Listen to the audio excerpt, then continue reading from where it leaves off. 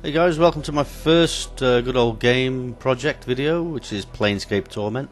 And I'm just going to create a quick character here, and then we'll just have a quick look at the game.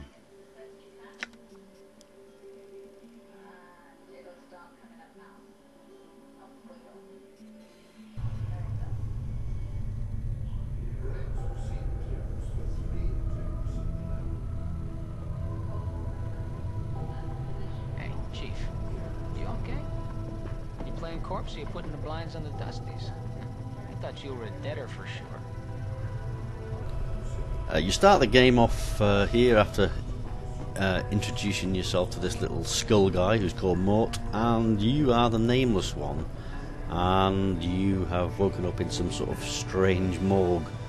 The basic story behind the game is that this guy has no memory of who he is, and he has lived many different times on different planes of existence, and he has to find out who the hell he is, and that's the basis of the game. The game is very story driven. It was released in 1999 by BioWare, and it didn't do as well as they would have liked it to do at the time, and since then it has become an absolute cult classic, and it is an absolute classic game. It is a more story-driven game, and it is possible to play the game without much combat, as you can rely on stealth and dialogue to get yourself out of quite a lot of situations. I mean, I've played it a few times over the years, and it is one of my favourite games. But to say too much about it, because it is so story-driven, it would probably spoil it, really. So I'm only going to keep this short and just give you a quick overview, and I'm just doing these slowly so you can just read these by pausing the video. So we're just going to go through these and then go and do a first couple of tasks just to show you how the game works. Now he wants us to find a key, so now here we go. So we've just got to take a zombie down and get a key. There's a lot of dialogue in this game. Now if you don't like a lot of story or dialogue in your games, well, it might not be for you, but you would be missing out on a absolutely great gaming experience, because it is absolutely superb. Now, I have installed all the high-res mods for this game, which are easily available, and I will put links to those in the description below, and I recommend that you do install them, because I have this running now in 1280 720, which is kind of like high definition, and it does make a huge difference. Plus there are a lot of mods available to add things to the game that were missing, like some extra quests and things like that, and that's also highly recommended to do. I'm just going to question this zombie, but I'm going to have to smack him down, I'm afraid. Now, getting some advice off our little friend, the bodiless skull here, Mort, and he's a really funny character in the game also. I need that key, so here we go. Just gonna smash this corpse to pieces, and then we need to take the key from here. Done. Okay, so now we have a key. Now, just a quick thing I will say, one little tiny tip is if you search this room first before you go anywhere else, there's a couple of items that you need to progress, really. So when I first ever played this, I sort of overlooked getting the things I needed from this room, and was stumbling around for quite a while. Done.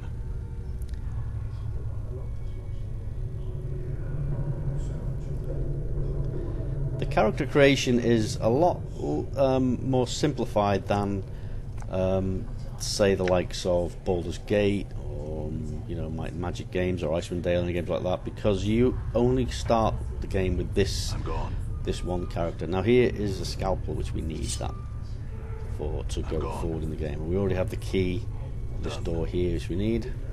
I'm gone. Absolutely. No, I didn't pick it up, did I? That's what must have happened. Did I?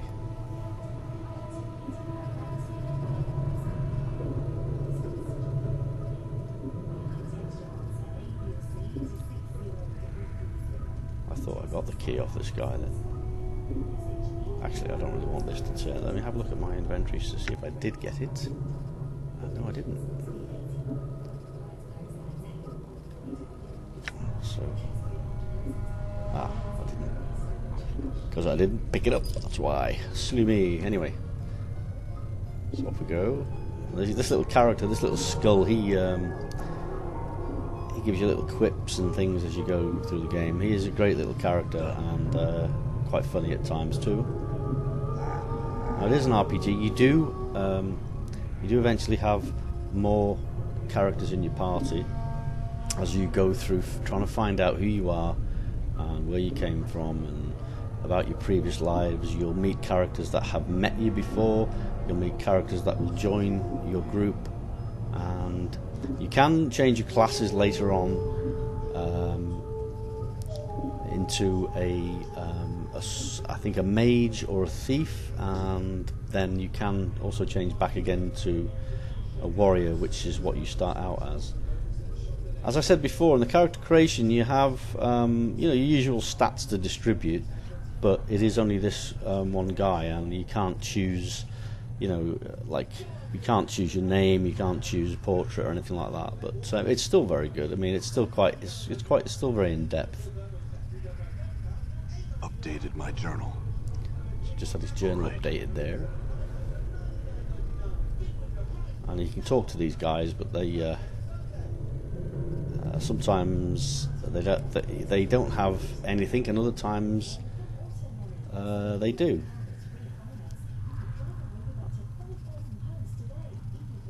Okay.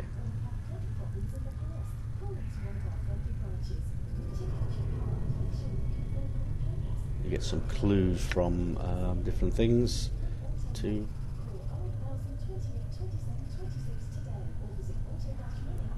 Updated my journal. And each time you update your journal, you get some sort of XP too.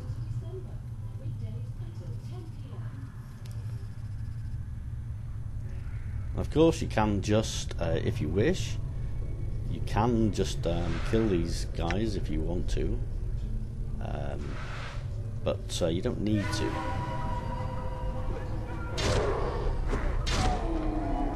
And as you can see, I got some XP for that, but you don't really need to do that. All right. Done. Let's go through here and just do a little bit more, and then I'll show you the other screens that are available. There's a guy over here that you can meet, and this is some kind of overseer of this mortuary, this weird, strange world that this is. And just have a little chat to him, and he will get you started on what you need to be looking for and doing.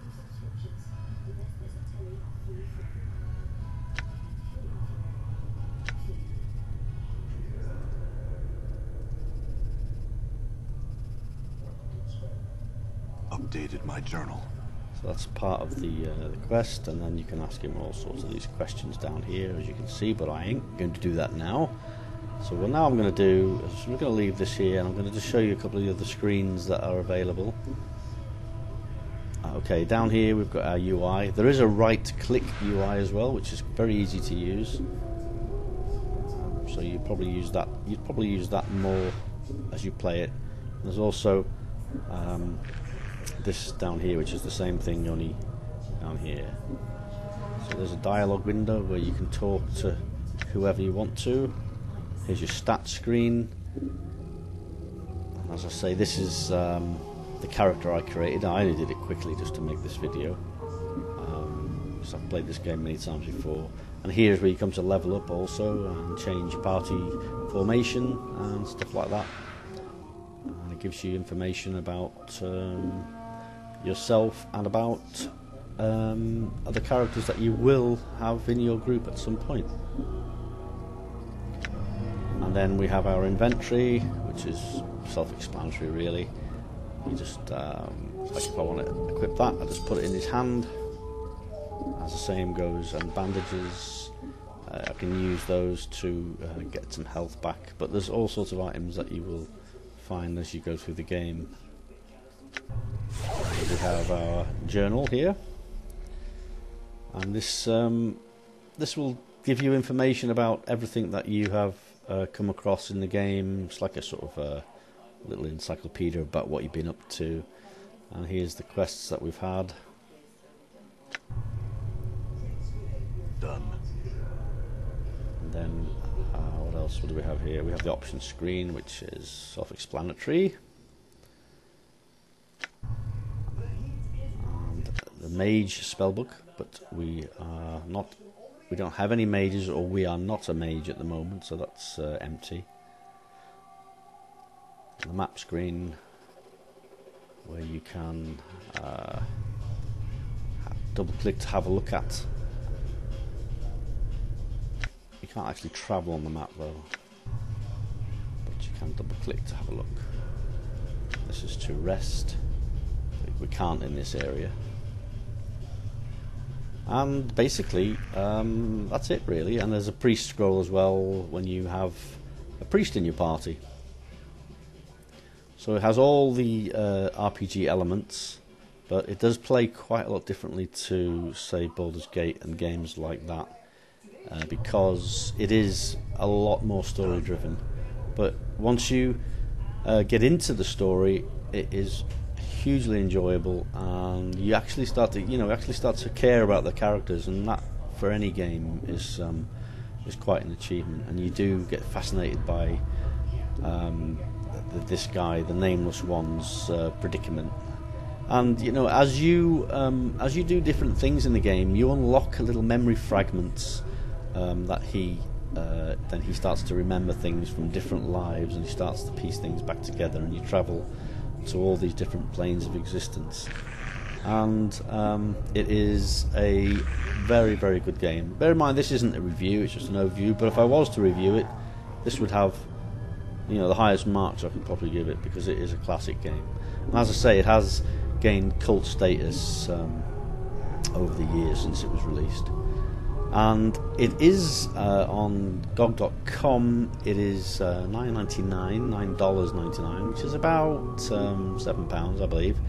Sometimes it's in weekend sales. Okay, I think it's been in a weekend deal once or twice, I'm not sure. And I mean, even at double that price, it'd be a bargain, because it is such a great game. It has been released, re-released on DVD, so you can pick it up, in stores or on the internet. And there's not much more to say really, except I just highly recommend that if you haven't played this game, if you've seen it on GOG and you're thinking about picking it up, and you like RPGs, keeping in mind that it is a very story-driven RPG, then you won't be disappointed. It is unique, and there hasn't been another game like it. So, with that, I will sign off on this video, and I hope you've enjoyed this first one.